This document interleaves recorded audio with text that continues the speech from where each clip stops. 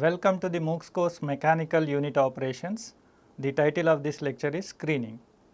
As the title indicates, screening is about the separating. We are discussing about the particulate solids. Particulate solids may be having wide range of size distribution. So, then how to separate them using the screens is about the screening in general. So, we see the details of screening, how to do, what are the analysis processes, how to handle the uniform mixtures, how to handle the non-uniform mixtures, etc. These things we are going to see in this and then coming couple of lectures. So, the screening is separating a mixture of various sizes of particles into two or more fractions. What happens in general from the natural resources, whatever the bulk material that you get, what you need to do, you need to crush them into the smaller fractions so that you can comfortably use them in subsequent operations after pre-treatment unit operations, right. So, one of the pre-treatment unit operation is a kind of size reduction, which is also accompanied by which is also followed by the screening. Screening is one of the kind of important operation, right, that we have seen. So, here what happens, whatever the natural resources or the crude raw material that you get from the natural resources, you crush them into the smaller fractions so that you can comfortably use them in their subsequent operations in unit operations or unit processes, right. That is what we do by size reduction. But when you do this size reduction or the reducing the size of this bulk material into the smaller fractions, you get the particles of very wide range of size distribution. Some particles may be in a few micron size, 1 micron or 10 microns are smaller particles. Some particles may be in some centimeters, something like this. So, let us say I have drawn here mass fraction versus particle size in mm. You can see some particles are of around 1 micron size, and then there are some particles are of 1 centimeter. So, then distribution is very wide distribution you can see.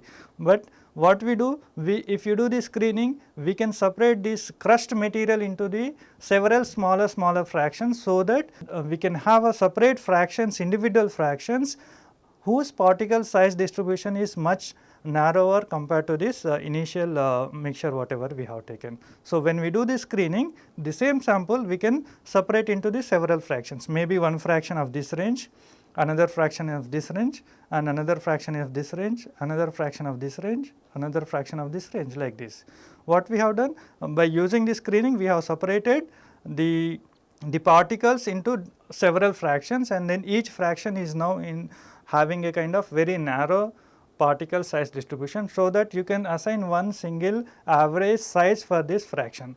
That is what by using screen we are going to do in general for our applications. So, that is each fraction whatever after the screening we get, that is more uniform in size of particles than in this whatever original mixture. That is what we are going to do by screening, separating mixture of particulate matter into various sizes or various fractions of having different size fractions, right. So, in other words, what we have, the particle size distribution of original mixture may be very broad as shown here in this picture, and then whereas each separated fractions particle size distribution will be very narrow as shown in the subsequent figure like this. So, this is what basically the purpose of screening applied for particulate matters, that is what we are going to have. So, now this is very crudely what about the screening, why should we do, but why should we do the separation based on the size using the screens, is it all important? So, what we do, we see first few generalized kind of situations where the separation by size is required for these particulate matters, and then we see some kind of specific applications examples as well. Separation of materials on the basis of size is important because preparing a product for sale or for a subsequent operation. For a subsequent operation, let us say after crushing you do the kind of separation into kind of smaller fractions, and then you may be collecting only that fraction which is suitable for your subsequent operation. That is for those kind of generalized cases. Or sometimes product that let us say you have a fertilizers industries, whatever the fertilizers after solidifying those chemicals, you get pelleted forms or granulated form fertilizers that you get. So, granulated fertilizers are not in a kind of uniform size, and then you may be needing to have a kind of a specified size of fertilizers for a given kind of application. So, there also you may need to use this kind of screening for separation of these material as per their applications. Okay. So, it can be as a kind of requirement for the product, or it can be a kind of a requirement for subsequent operations in the plant. Likewise, the effectiveness of the size reduction operations can also be controlled by using this size analysis by screening, or to control the effectiveness of size reduction operations such as crushing or grinding. So, whatever the crude raw material that we get from the natural resources, crude raw material that we get, that you reduce into the smaller fractions, smaller size particles by crushing or grinding.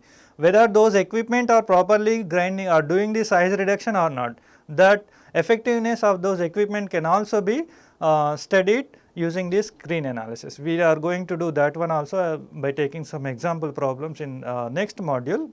Probably you may need that equipment crushing material of let us say 0.1 mm size, but either it may be doing very smaller particle size, much smaller, or some micron size 0.001 mm, or some 1 to 1 mm to 2 mm such bigger size also it may be doing. Is it doing proper duty or not? Or for a selection of equipment also this kind of analysis is required. If let us say if you are not sure which kind of size reduction equipment should you use for crushing the material, reduced material of your requirement, right. Let us say you do not have information, then you try different size reduction equipment, and then you take that sample and then do the screening, and then subsequent size analysis of the individual fractions, and then you can see which is going to be very beneficial for you.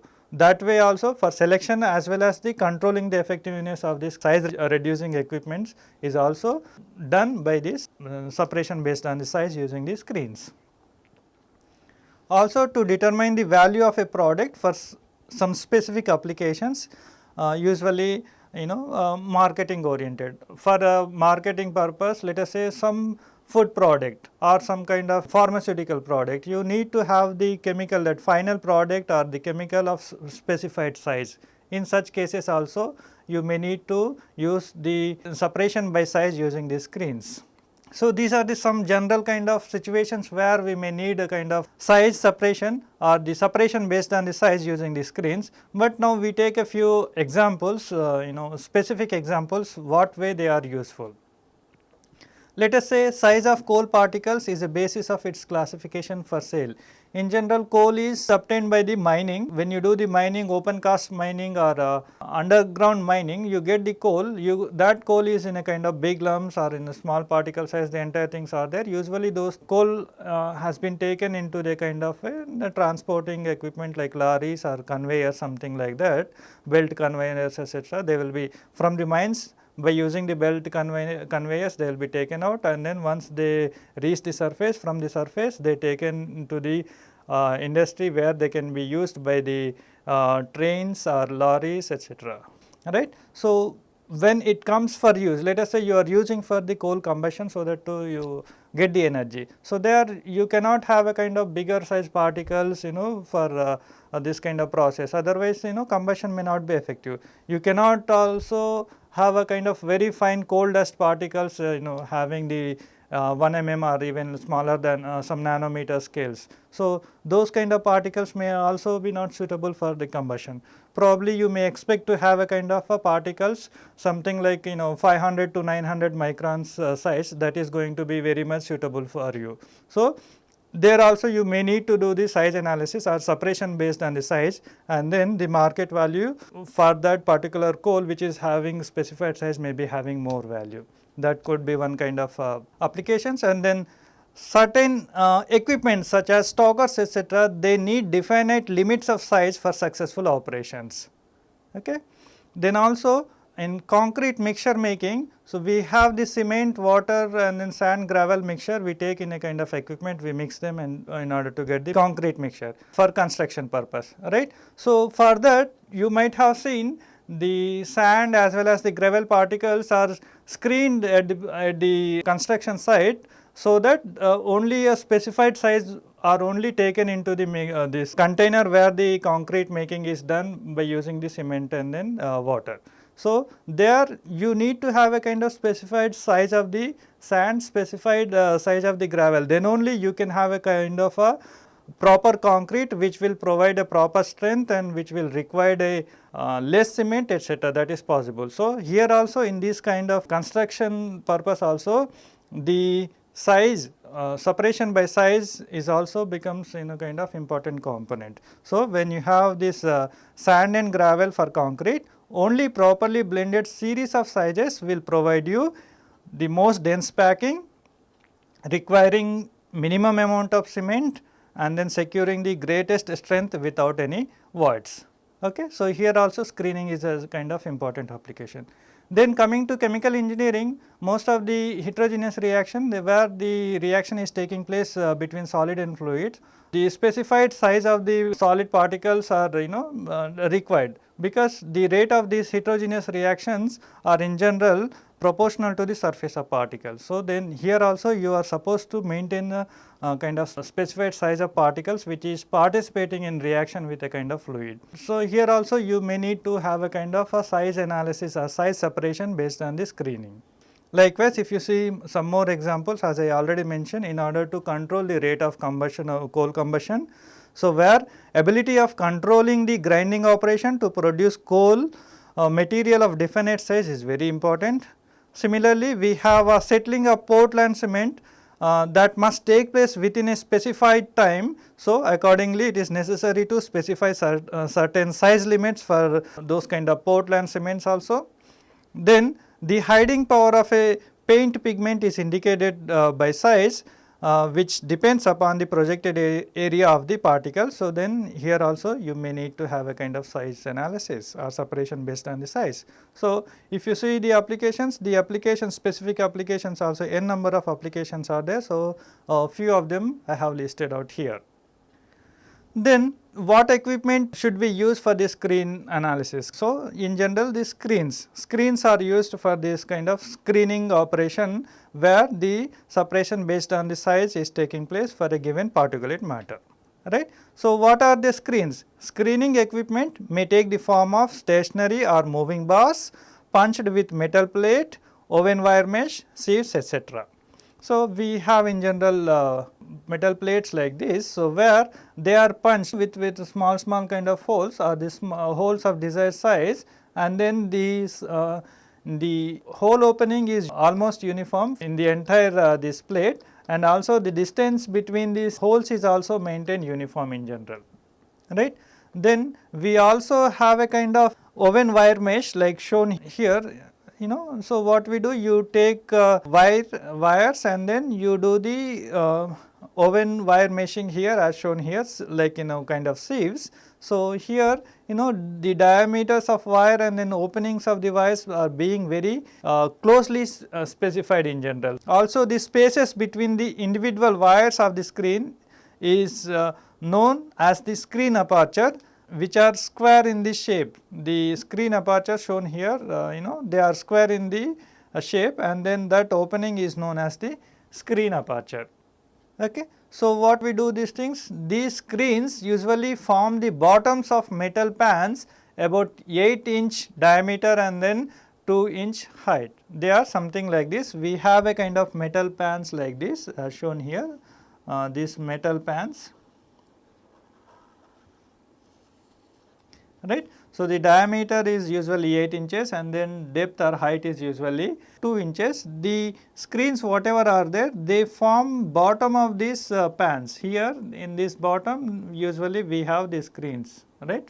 So, whatever the screens that I have shown previous slide like this, they are placed here like this. I have shown a kind of 2D image. Now, this particular screen is taking place at this bottom plane. So, that will be occupying this bottom space here. So, whatever the screens are there, they are taking the bottoms of these metal pans. So, these metal pans are in general 8-inch diameter and then 2-inch height.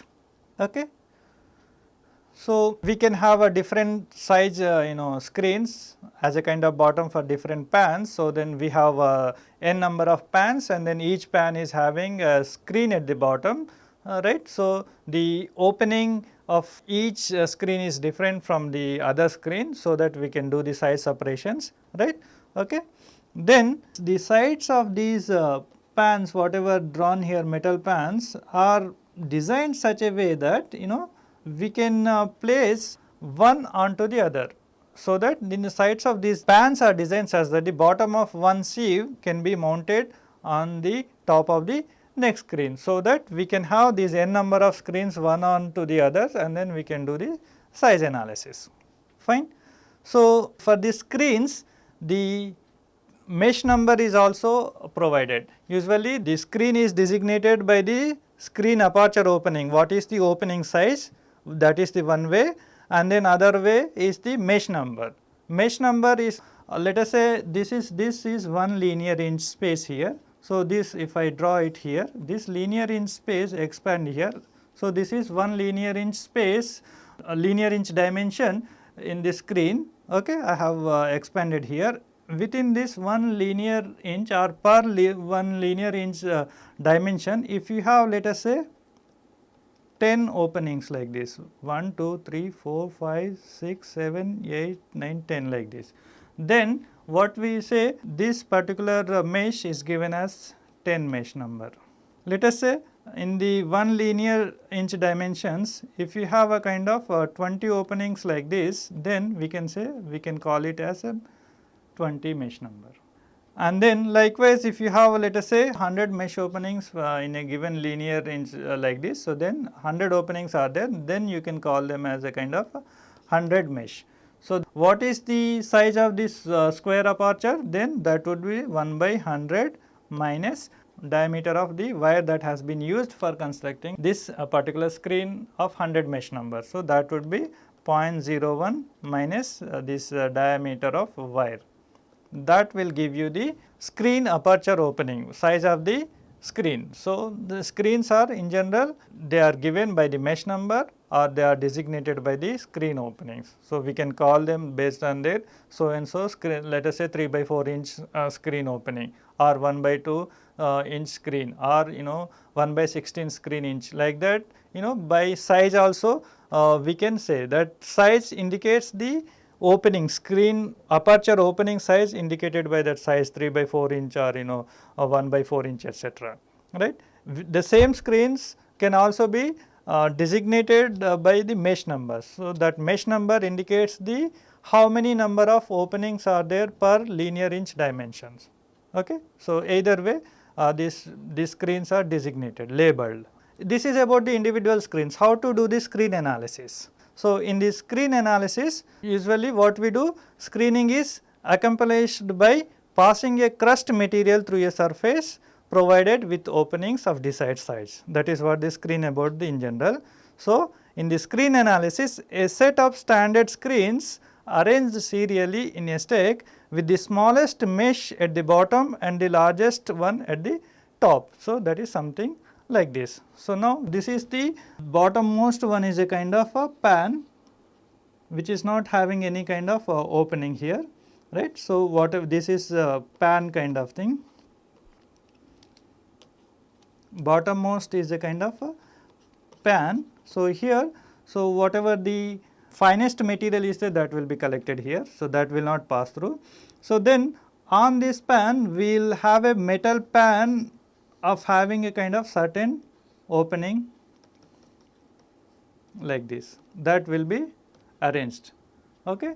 So, on this metal pan we can arrange, we can mount another metal pan of this screen having this particular screen as a kind of opening. Likewise, one onto the other we can arrange these n number of metal pans with screens at the bottom are arranged on a metal stack like this in a serially. How they are arranged? The finest opening one is at the bottom just about the pan, and then coarsest opening one at the top. So, that is at the bottom you have to take a pan without any opening, so that the finest material can be collected at the bottom. Onto this pan you can have a kind of a metal pan with a screen at the bottom. That screen is having the finest opening of your requirement. Then onto this one you can have the another pan kind of thing, which is having a kind of a opening, the screen aperture opening larger than the bottom one. So, on this one we can have another screen whose opening is a kind of larger than this bottom one. Like that we can arrange one onto the other, n number of screens we can arrange, and then the topmost one would be having a kind of a largest opening screen aperture size. So, that means the screens has to be arranged such a way that the finest should be at the bottom, and then gradually this screen opening should be in a increasing order, and then largest opening screen would be at the top, right. Then sample is placed on the top screen and stake is shaken mechanically for a definite time of about 20 minutes and in general. So, whatever the crust material is there, that you take here, and then this set, whatever the setup is there, you mechanically shake it for a specified time, 20 minutes or 30 minutes, so that whatever the particles smaller than the opening of this screen, they will pass through. Similarly, particles smaller than this particular opening, they will also pass through, and then similarly particles whatever the things smaller than this screen opening, they will also pass through here this screen. Like that, finer particles are passing through, and then larger particles are retaining. So, that is, whatever the, let us say the top screen it is having opening 1 mm, let us say. So, particles which are having size more than 1 mm will be retained on that one. Particles having less than that size 1 mm, that is 0.89 mm, 0.8 mm or even 1 microns, 2 microns, all those things will pass through here. They will not be retained on this screen. Like that, on the second screen, let us say its opening is, let us say 0.5 mm. So, whatever the material that is larger than 0.5 mm but smaller than 1 mm, they will be retained on this second screen, and then particles which are having size smaller than 0.5 mm, they will be passed through. Okay. Like that, let us say if the next screen size is 0.1 mm. So, here when the material comes here, while the shaking process is going on, whatever the material that is having size smaller than 0.1 mm, that will be passing through the screen, but whatever the material larger than 0.1 mm but smaller than 0.5 mm would be retained on this particular screen. Like that, each fraction, depending on the sample and depending on the size opening, each fraction there will be some material will be collected. Sometimes it is possible that based on the sample, one particular screen there will not be any material also. So, let us say this case itself, if your sample, in the sample you do not have any particles more than 1 mm size, it is possible that on the top screen you will not be having any material, because your sample whatever I have taken, that is having the size that is not having any particles more than 1 mm, all the particles are having less than 1 mm only. So, all the material will pass through this screen which is having 1 mm opening, that is so that on the top there will not be any material. Likewise, it is also possible for the intermediate screens also, in between also there may be some screens where there is no material present at all. So, this is how we do it, right. Now, the material that is passing through is known as the undersized material. So, material that is retained on a screen is known as the oversized material.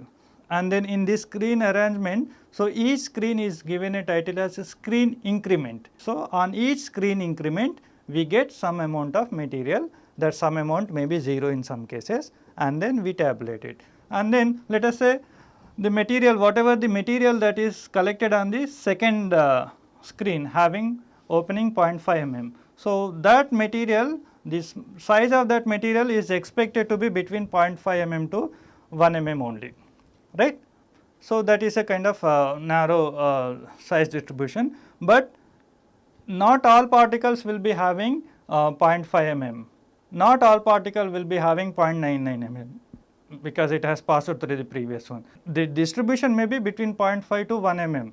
So, we do not, there may be particles of different sizes, but what we see that the distribution is very narrow, very narrow. So, then the average size, we can assign the average size for this sample here on the second screen as 0.5 plus 1 divided by 2. So, 1.5, that is 0.75 mm, we can say that is the average dimension of that sample retained on the second screen.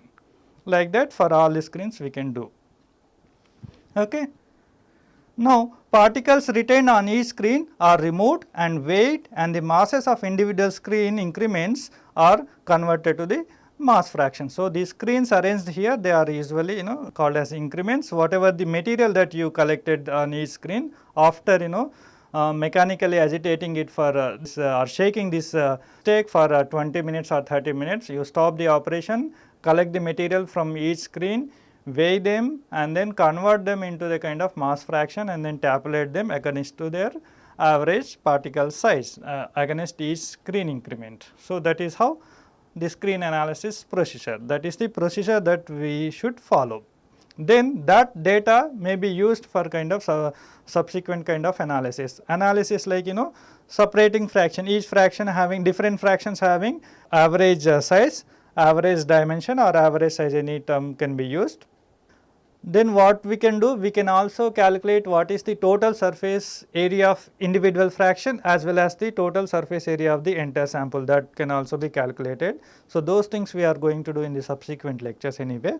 So, but this is the screen analysis. This information would be used for those subsequent calculations like obtaining the total surface area of sample or the surface area of the individual fractions. Likewise, we have the volume mean diameter, surface mean diameter for the total samples. So, how to obtain those different types of mean diameter like volume mean diameter, surface mean diameter, surface to volume mean diameter or Sauter mean diameter, these kind of things are there. So, those can be calculated based on the results that you get from this screen analysis. Okay. So, whatever the equivalent diameters in previous lectures that we have calculated, equivalent diameter or nominal diameter or sphericity etc., they are with respect to the single particles. As I mentioned there also, they are with respect to the single particles, but now this is for the sample which is having several millions of particles. Then for them how to do the analysis, how to fractionate them, and then each fraction how to assign a kind of equivalent diameter for that entire sample, equivalent like volume equivalent diameter, surface equivalent diameter, those kind of things in addition to the surface area of the individual fraction as well as the total surface area of the sample, those things we are going to calculate in the subsequent lectures by using these results that you get from this screen analysis. So, particles that pass the finest screen are caught in a pan at the bottom. So, in the pan whatever the particles you will get, you are expected to have the finest particles retained on this pan, and then coarsest particle you are expected to be retained on the top screen in general, okay, depending on the size and the screen opening and then depending on the sample as well. Okay. Right. Then is it true that let us say this 0.5 mm screen, whatever the sample is there, so that sample, is it true that the entire sample within that range is going to have the size range only between 0.5 to 1 mm, but that is not true in general. That is not true in general because you take the solid sample so many of particles in general. So, sometimes very fine particles which are having size smaller than 0.5 mm may be trapped between the other particle, bigger particle kind of thing. So, that may not be passing through 0.5 mm. So, it is possible that the material that is retained on this particular screen, that may be having size smaller than the 0.5 mm also, that is also possible. Sometimes it is also possible that particles which are having size larger than this 0.5 mm, that may also pass through the screen, that is also possible.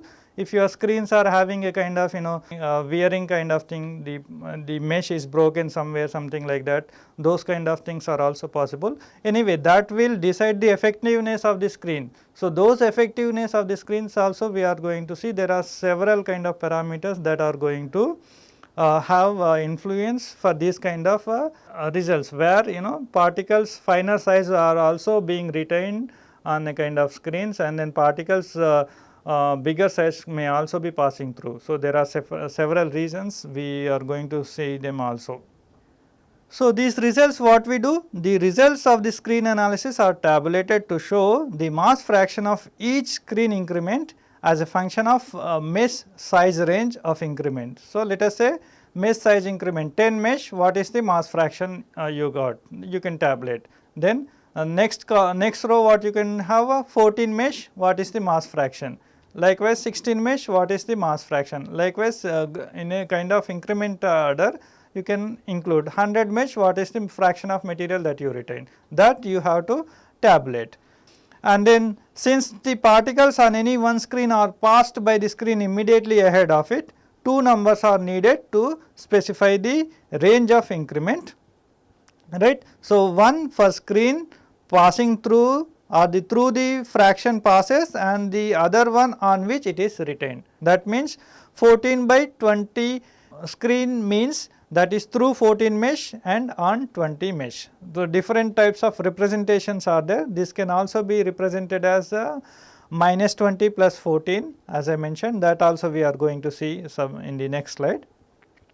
So, this information what you do, tabulate as columns, one column for the mesh, next column for the screen opening, that is the aperture opening for that particular screen. Let us say 100 mesh, what is the aperture screen opening, that you will be writing in screen opening DPI column. Next column is the mass fraction xi, let us say that is the what is the mass fraction, that is the weight of the material retained on the 100 mesh. Let us say if you are taking 100 mesh as example, weight of the material that is retained on 100 mesh divided by the total weight of the sample, that should be written as a kind of mass fraction retained on that one. And then average particle diameter increment dpi bar. Let us say the material that is passed through 50 mesh and then retained on 100 mesh. So, whatever the screen aperture opening of 50 mesh plus whatever the screen aperture of 100 mesh divided by 2, that arithmetic average of these two screen opening, that should be a kind of average particle diameter in that particular increment, that is given as dpi bar, like that you have to calculate. This information now you can use for subsequent analysis for their different types of size representation, or for surface area of individual fraction as well as the surface area of the entire sample. So, how to represent these size fractions? There are three different ways of representing these size fractions. So, first, average size of crust material, whatever it is there, which has passed through one screen and retained on a screen having smaller opening, is the arithmetic average of two screen openings, and it is known as the average dimension or average diameter or average size of the sample. Different terminologies have been used for this kind of representation. Then material that fails to pass through the screen or retained on the screen is referred to as oversize or plus material. Similarly, material that passes through the screen is referred to as undersize or minus material. Okay. Based on the sample, some material may be passing through, some may be retaining based on the size of the screen as well as based on the sample that you have, right. Whichever has passed through, that we call as undersize or minus material, whichever has been retained on the screen, that we call it as a kind of oversize or plus material. When more than one screen used and more than two fractions are produced, then various fraction may be designated according to openings employed in making the separations. And then these designations, there are three different types of indicating size fractions are there. Let us say you have three screens, right. So, one is the size 3 by 4 inch, another one is kind of 1 by 2 inch, another one is 1 by 4 inch, and there is a pan, something like that. So, oversized material is the one that is retained on the 3 by 4, that is the coarsest opening screen, undersize is that is the collected below that 1 by 4 inch whatever the pan is there, that is the undersize one. Okay. There is a representation for this one. Let us say whatever the material retained here, so you can, there are 3 methods, 1, 2 and 3 ways of representing is there. So oversize you can simply write 3 by 4 inch or plus 3 by 4 inch like this, right. So whatever the material that is retained passed through 3 by 4 inch and then retained on 1 by 2 inch, that you can represent it in 3 different ways, that is 3 by 4 inch on 1 by 2 inch or minus 3 by 4 inch plus 1 by 2 inch or 3 by 4 inch by 1 by 2 inch. So that is, that indicates that material passed through 3 by 4 inch but retained on the 1 by 2 inch. So there is another, whatever the material that has passed through 1 by 2 inch and then retained on 1 by 4 inch, similarly that through fraction intermediate ones we can call them as a kind of through fractions. So now here the finer particles are there, so that we can write it 1 by 2 inch on 1 by 4 inch minus 1 by 2 inch plus 1 by 4 inch. 1 by 2 inch by 1 by 4 inch. These 3 different ways we can represent. Okay. So likewise finest one, whatever the things they are passed through 1 by 4 inch screen also, they will be much smaller and they will be retained on a kind of pan like this. So for them, since it is undersized, so here there is no representation. In the second one, minus 1 by 4 inch or 1 by 4 inch by 0 inch. 0 inch stands for the pan without any opening. So these 3 ways of representing is also is there. So the same representation, the similar way of representation you can do using the mesh number as well. Let us say you have a kind of a 10 mesh, 14 mesh and then 20 mesh in place of inches. Then you can write here in the first case, let us say this should be simply 10. This should be plus 10, this should be plus 10. Say, I do not mean that this 10 mesh is having a 3 by 4 inch opening, just a kind of representation only. The same representation I wanted to show in terms of mesh number, so then I am using this roughly the other numbers. Okay. They do not indicate the same opening as 3 by 4 inch, 1 by 4 inch or 1 by 2 inch as written here. Okay. So now here what we write 10 on 14 something like this, here minus 10 plus 14, here 10 by 14, then here 14 on 20, then here minus 14 plus 20, then here 14 by 20, then here minus 20 or 20 by 0 or 20 by pan, something like that you can represent. This 0 indicates for the pan. So if the same representation you can do using these mesh numbers also, either you can do the using the openings, mesh screen openings in terms of inches or centimeters, or you can show them, represent them in terms of the mesh numbers like 10 on 14 or minus 10 plus 14 like that. So these are the different types of indicating of size fractions are there. As I already explained, the same representation can be done with mesh numbers also. So can the screening be different, dry screening or wet screening, something like that? Yes, it is. So the material screening can be dry or wet. Dry screening is the one where the treatment of material containing a natural amount of moisture is treated as it is. So whatever the raw material, that crude raw material from the nature you get, you crush them and then you do the size analysis using the screen as it is, or you can dry them, then you do the screen analysis using the screens, that is also possible. So if you use them as it is, including the natural amount of moisture that material is having, or after proper drying also you can do the screening. So this method of doing the screening is known as the dry screening. Sometimes what happens in your samples, too many of finest particles are there that you do not want in your case, in your representation, or sometimes what happens based on the samples, those finest particles are of very much higher value.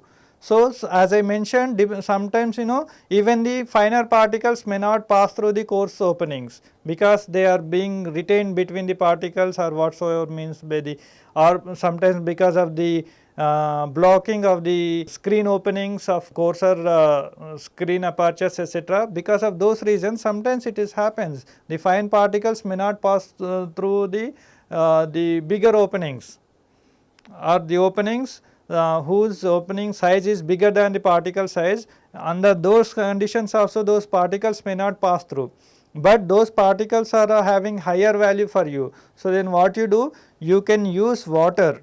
You can use water operation, the screen operation in which water is added to the material being treated for the purpose of washing the fine material through the screen is known as the wet screen. Either it may be obscuring the process, it is not useful for the process, or those fine particles are having much more value than the other particles, then also this wet screening is kind of important one. Then size analysis of uniform mixtures. So, let us say if you have a mixture of uniform size, the particles, all the particles in the sample, you have a particle size is uniform or almost uniform, that is dp bar, something like that, or dp. Then it is easy to do the size analysis. So, first we do the size analysis for uniform mixtures, then we go for the size analysis of the non-uniform mixture subsequently. So, what we have a sample of uniform particles of diameter dp, then the total volume of the particle should be m by rho p, because now the particle in these uniform mixtures, the particle size is uniform, all the particles are having the same size or almost equal size, okay. If not exactly the same size, they are very much close to each other. So, then under such conditions, if the mass of the particles, if the mass of the sample you know, and then you know the density of the particles, then you can know the total volume of the particles by m by rho p. So, m is mass of the sample, rho p is the density of the particles. So, for these particles they may be uniform size, but you may not be knowing their sphericity. So, then particle shape sphericity you can calculate using the pi s is equals to 6 Vp by Sp dP. This is already we have done. You need to do only for one particle only, because now all particles are having same size. So, then you take one particle, you measure its surface area, you measure its volume, then you get the dP is anyway no, this particle shape you can calculate by 6 Vp by Sp dP. Now, can you have a kind of method to find out the total number of particles in this particular uniform mixture? It is quite possible, because for you now the total volume of the sample is known, m by rho p is the total volume of the sample, m is the mass of the sample. Now, you know the volume of one single particle. So, what you do, total volume of the uniform mixture or the total volume of the sample which is having the uniform particles divided by the volume of one single particle, if you do, you get the total number of particles present in that sample. So, m by rho p is the total volume of the sample, and then Vp is the volume of the single particle, right. So, then you can go the you can get the number of particles present in that particular sample. Then total surface area of the particle, how can you know? Once you know the total number of particle, you can measure the surface area of one single particle, and then you multiply that number by the total number of particles that you already got it. So, then you will get the total surface area of the sample. So, that is A is equals to n into Sp. N is nothing but m by rho p Vp, and then from the sphericity definition, Sp is nothing but 6 Vp by pi s dP. So, this Vp is cancelled out. So, we have 6 m by pi s rho p dP is the total surface area of the sample for that uniform mixture. This is true only for the uniform mixture, but for non-uniform mixture we are going to use it as a kind of basis for each individual fraction, because now after doing this screening, on to each screen increment, whatever the sample that you have, that is having a kind of uniform size, that is what your assumption, right. So, that uniform size, so then you can say that the individual fraction that you get on each screens, that is a kind of individual uniform mixture, then you apply this principle and then add them together to get the total surface area of the sample.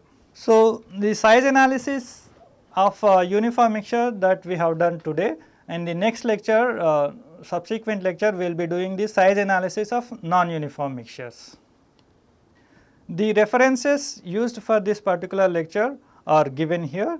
The unit operations of chemical engineering by McCabe, Smith and Harriot, then unit operations of particulate solids, theory and practice by Ortega Rivas, then Carlson and Richardson's chemical engineering series, second volume by Richardson and Harker, transport processes and unit operations by C.J. Giancopoulos, unit operations by Brown et al., and then introduction to chemical engineering by Badger and Banchero. These are the reference books that I have referred for this lecture preparation, but primarily the sources are given in these three and then this fourth book.